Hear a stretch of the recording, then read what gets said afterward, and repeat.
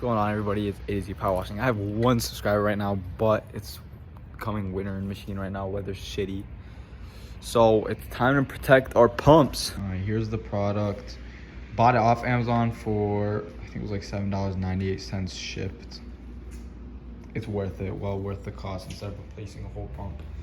Get that boy screwed in. Just get the good old power washing day.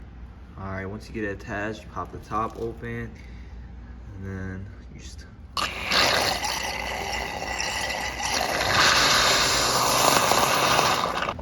just like that. I mean, we made a whole mess. I do recommend staying off to the side so you don't get soaked. But man, look at that.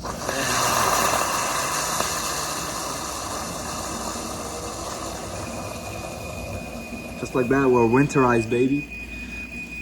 So once you see like no more water coming out and it's just this white shit, you know you're all done and it's all winterized. So you're ready to put it away. I'm just a great son, so I'm gonna remove this shit from the garage because I feel bad for my mother.